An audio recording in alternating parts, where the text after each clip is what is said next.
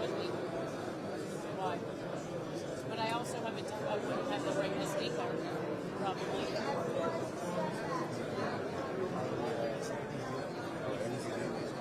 I have this style. Is yours about to go full? Huh? At all? But this is live recording, so it just automatically goes back there. But you still want it.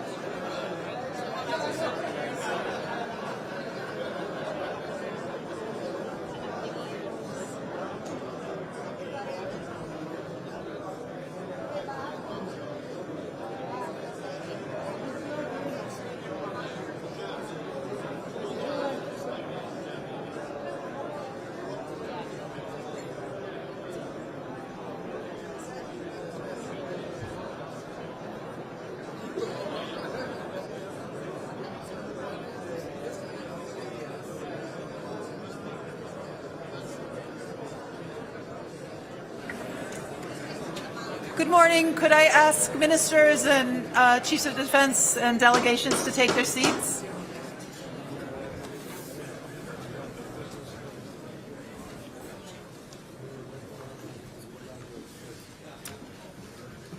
Thank you. Good morning. First, let me extend a warm welcome to our distinguished ministers and chiefs of defense. Thank you for joining us at today's historic 8th meeting of the Ukraine Defense Contact Group and our first in 2023. I'm Celeste Wallander, Assistant Secretary of Defense for International Security Affairs, and I will serve as facilitator for today's contact group. Please allow me to now introduce Secretary of Defense Lloyd Austin to open today's meeting. Mr. Secretary. Thanks, Celeste. Good morning, everyone. It's great to see you all at the 8th meeting of the Ukraine Defense Contact Group. Together, we're starting a new year with renewed resolve to support the brave defenders of Ukraine. And I know that this meeting will only strengthen our unity and our drive. We're honored to be joined virtually today by President Zelensky of Ukraine, and so we'll hear from him in just a few minutes. We're also joined here in person by my good friend, Ukrainian Minister of Defense, Oleksiy Reznikov. And let me also welcome Ukraine's Deputy Chief of Defense, Lieutenant General Moishuk. It's great to have all these brave leaders with us. Let's give them all a round of applause.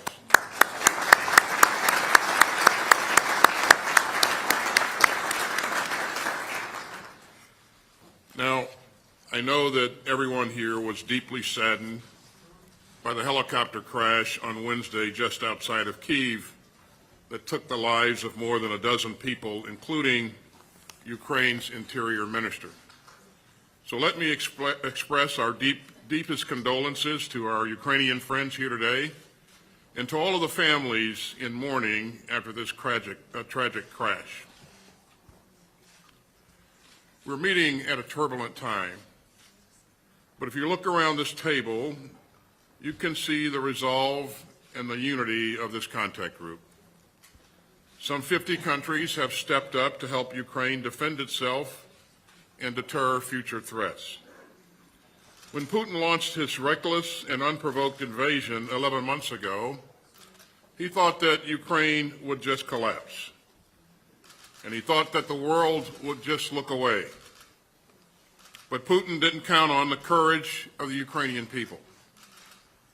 And he didn't count on the skill of the Ukrainian military. And he didn't count on you, on everyone on screen and around this table. But we need to keep up our momentum and our resolve, and we need to dig even deeper. This is a decisive moment for Ukraine and a decisive decade for the world. So make no mistake, we will support Ukraine's self-defense for as long as it takes. Now, we know that Russia remains bent on aggression and conquest. And Russian forces have increased their horrific attacks, killing many innocent Ukrainians. We saw the cruelty of Russia's war of choice again just a few days ago in the city of Dnipro. A Russian missile strike ripped into an apartment building, killing at least 46 civilians, including children. The Kremlin's forces continue to bombard Ukraine's cities and citizens. And Russian forces have targeted power plants, theaters, sports arenas, and centers of Ukrainian history and culture.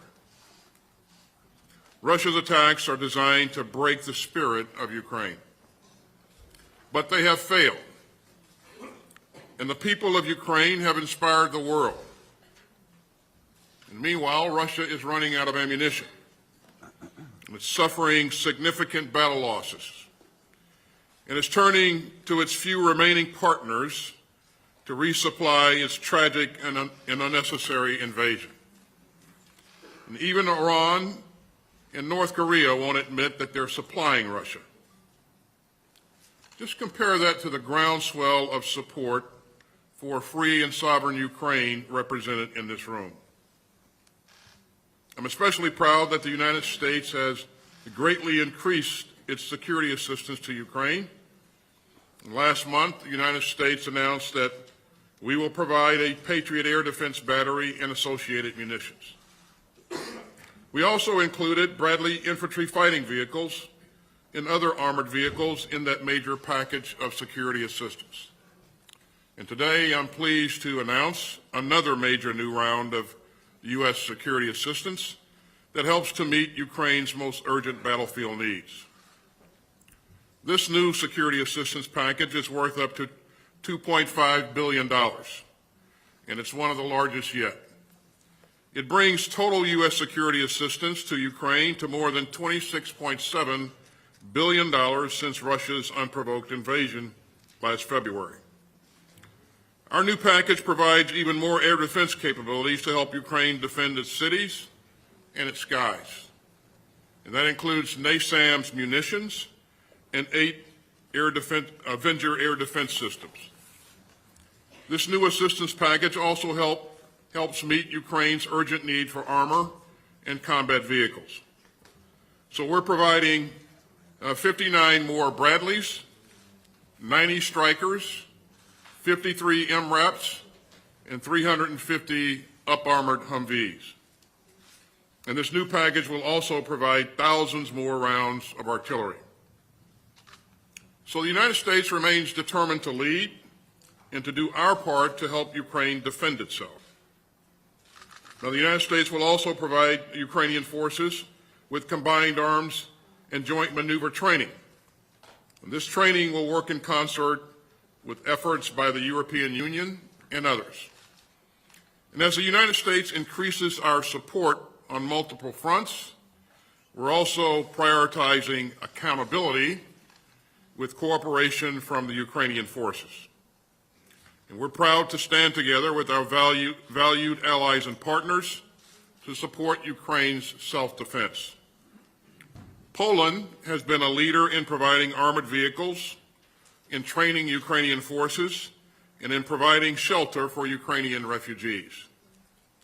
Our German hosts have announced that they will also provide a Patriot air defense system for Ukraine, complementing our own Patriot contribution. Germany will also donate Marder infantry fighting vehicles for Ukraine. And last week, Canada announced that it would provide a NASAMS air defense system to Ukraine. Now, that's a major investment in Ukraine's ability to defend its skies. France also announced a significant donation of AMX-10 light tanks. And many European countries have announced their own training initiatives as a part of the EU's military assistance mission to Ukraine. These announcements, especially on air defense donations, are direct results of this contact group. And today, we will continue our important work together. Our Ukrainian friends will discuss the situation on the ground and their most urgent needs, especially air defense and armored vehicles. And then we'll discuss our complementary training initiatives. We'll also get an update on ways to energize the industrial base coming out of the National Armaments Directors Meeting. And finally, we'll hear from many of the countries here today about your ongoing support for Ukraine's self-defense. Ladies and gentlemen, this is a crucial moment. Russia is regrouping, recruiting, and trying to re-equip. This is not a moment to slow down. It's a time to dig deeper. The Ukrainian people are watching us. The Kremlin is watching us. And history is watching us. So we won't let up. And we won't waver in our determination to help Ukraine defend itself from Russia's imperial aggression. Now, we're honored today to have a special guest with us, President Zelensky of Ukraine. His leadership and grace under fire have inspired the Ukrainian people and everyone in this room. He embodies the spirit of Ukraine. And as he told our Congress last month, Ukraine is alive and kicking. So, Mr. President, let me turn it over to you to share your message with this contact group, and thank you so much for joining us. Over to you, Mr. President. Thank you very much, Secretary. Thank you very much for these words, very important, and thank you for condolences and this package of supporting us. Thank you. Ladies and gentlemen, dear participants of the Victory Makers Coalition, I'm grateful to you for the achieved unity, for this dialogue and cooperation format. We see the results on the battlefield in Ukraine. Thank you. On the battlefield against our common enemy. And I believe that our unity will only become stronger with every new Rammstein. But do we have a lot of time? No. Terror does not allow for discussion. The terror which burns city after city becomes insolent when it feels that the defenders of freedom run out of weapons against it. The war started by Russia does not allow delays. And I can thank you hundreds of times, and it will be absolutely just and fair given all that we have already done. But hundreds of thank you are not hundreds of thanks. All of us can use thousands of words in discussions, but I cannot put words instead of guns that are needed against Russian artillery, or instead of the anti-aircraft missile that are needed to protect people from Russian airstrikes. And I am truly grateful to all of you for the weapons you have provided. Every unit helps to save our people from terror, but time remains a Russian weapon. We have to speed up. Time must become our common weapon, just like air defense and artillery, armored vehicles and tanks, which we are negotiating about with you, and which actually will make the victory. Ladies and gentlemen, this is the first time I'm addressing you in such format, and I'm addressing you not as ministers of military warehouses, but as ministers of defense of everything that makes our world free, civilized.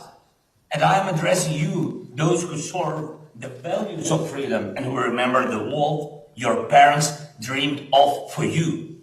And I'm addressing you, those who themselves dream of a certain world for their children.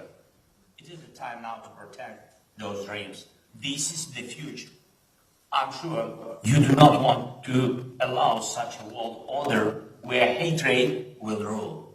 Your parents would not want that kind of world for you. You would not want such a world for your children.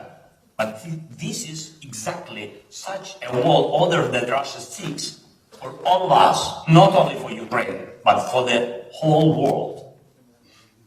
Russia wants the power to destroy nations, and they talk openly about it in Moscow. Yes, Russia wants to destroy law and universal human values, and the Russian troops, by their actions on the territory of Ukraine, are fighting just for this, in order to teach the world to hate. Russia is concentrating its forces, last forces, trying to convince everyone that hatred can be stronger than the world. That is why you and I have to speak up. We have to do it. We must act as fast as a father or mother who saves their child, as a son or daughter who sees their parents need immediate help. It is about what kind of world people will live in. People who dream, love, and hope. They hope that their freedom will be protected for Ukraine, for all of Europe, for each and every coalition's country. It is about people who believe that evil and hatred will always lose. The Kremlin must lose. Ladies and gentlemen, you are strong people of powerful countries, and I know your bravery, and I appreciate everything you have done and are doing now. I encourage you to make such decisions that can deprive Russian evil of any power. You can start this policy today. It is in your power to make a Rammstein of tanks, not to bargain about different numbers of tanks, but to open a principled supply that will stop Russian evil. And we also count that your next gatherings will go down in history as Rammstein of F-16 and long-range missiles. It is in your power to guarantee such artillery and anti-aircraft defense that will crush terror. It is in your power to make the victory. So may your decisions hit accurately. Just like our heroes on the front lines, glory to all of our soldiers and sailors, sergeants and foremen, officers and generals, and thank each and every one of you who defends freedom. Slava Ukraini.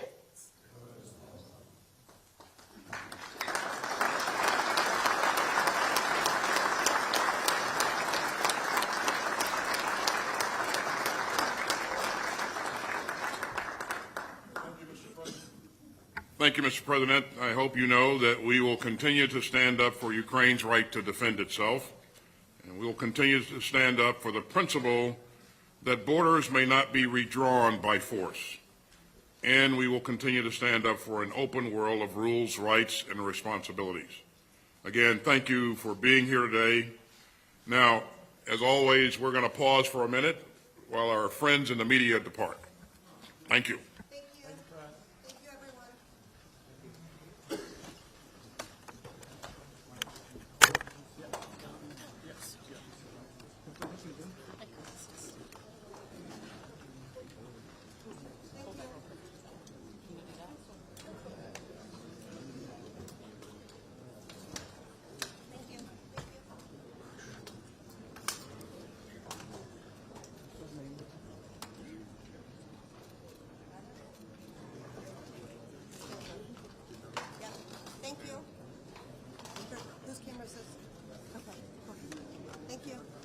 We have to go. Thank you. Yeah, Mom. Yeah, absolutely. Come on, guys. We gotta go.